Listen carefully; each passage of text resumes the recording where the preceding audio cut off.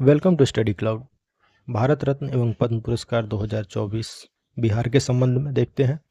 भारत सरकार ने 5 प्रतिष्ठित हस्तियों कर्पूरी ठाकुर, लाल कृष्ण आडवाणी, एम.एस. स्वामीनाथन, पी.वी. नरसिम्हा राव और चौधरी चरण सिंह को भारत का सर्वोच्च नागरिक सम्मान भारत रत्न 2024 दिया।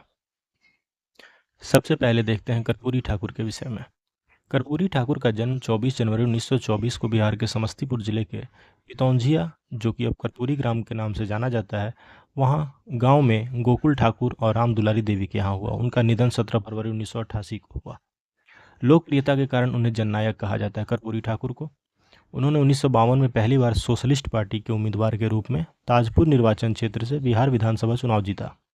कर्पूरी ठाकुर वर्ष 1970-71 और 1977 से 89 तक 2 बार बिहार के 11वें मुख्यमंत्री रहे एवं वर्ष 1967-68 तक बिहार के उप मुख्यमंत्री रहे। वे बिहार के पहले गैर कांग्रेसी मुख्यमंत्री थे। उन्होंने भारत में पहली बार अन्य पिछड़ा वर्ग यानी ओबीसी को आरक्षण दिया। उन्होंने 1977 में मुख्यमंत्री बनने के बाद मुंगेरी लाल आयोग की सिफारिशों को लागू किया, जिस कारण पिछड़ों को नौकरियों में आरक्षण मिला। वर्ष 1978 में उन्होंने एक अभूतपूर्व आरक्षण मॉडल प्रस्तुत किया, जिसमें ओबीसी, आर्थिक रूप से पिछड़े वर्ग ईबीसी, महिलाओं और उच्च जातियों के बीच आर्थिक रूप से पिछड़े वर्गों के लिए विशिष्ट कोटे के साथ 26% आरक्षण आवंटित किया गया। उन्होंने बिहार में उर्दू को दूसरी राजकीय भाषा का दर्जा दिया।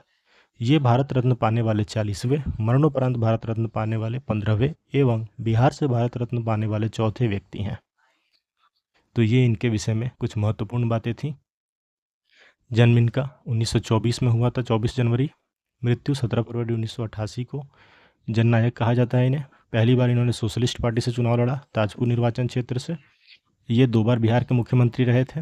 ये पहले गैर कांग्रेसी मुख्यमंत्री थे और इन्होंने ओबीसी को आरक्षण दिलवाया। बिहार और पद्म पुरस्कार 2024। अब पद्म पुरस्कार की श्रेणी में देखते हैं।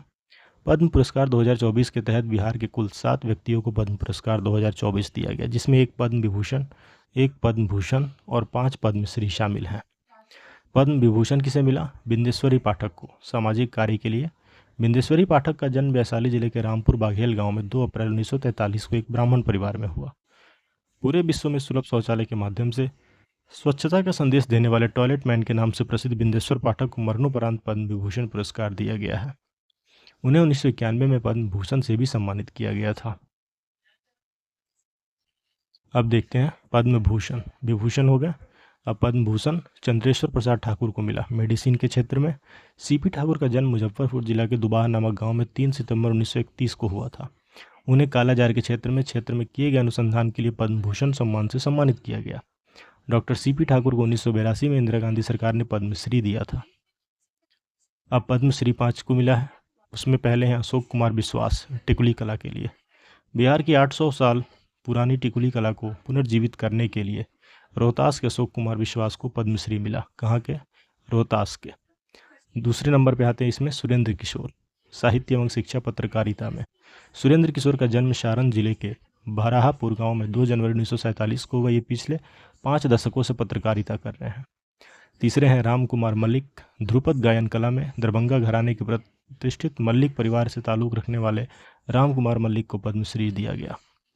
चौथी हैं शांति देवी पासवान, मधुबनी पेंटिंग में गोदना शैली कला के लिए लहरियागंज मधुबनी की शांति देवी ने G20 सम्मेलन में चंद्रयान 3 पर पेंटिंग बनाकर लोगों का ध्यान आकर्षित किया था।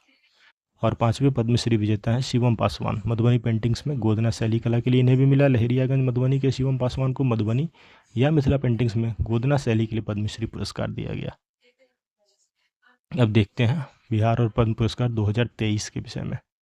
23 में बिहार के 3 व्यक्तियों को पद्म पुरस्कार मिला था। उसमें पद्मश्री पुरस्कार दिया गया श्रीमती सुभद्रा देवी को कला में, आनंद कुमार को शिक्षा और साहित्य में और कपिल देव प्रसाद को कला में।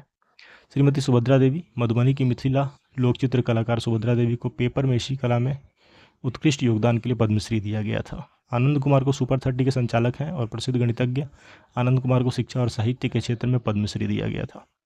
और कपिल देव प्रसाद, नालंदा निवासी कपिल देव प्रसाद को 52 बूटी बुनाई क्षेत्र में उत्कृष्ट कार्य हेतु पद्मश्री मिला था। तो ये पद्म सम्मान और भारत रत्न से जुड़े हुए करंट अफेयर्स थे। Thanks for watching, keep supporting study cloud. Next में देखते हैं अगला टॉपिक।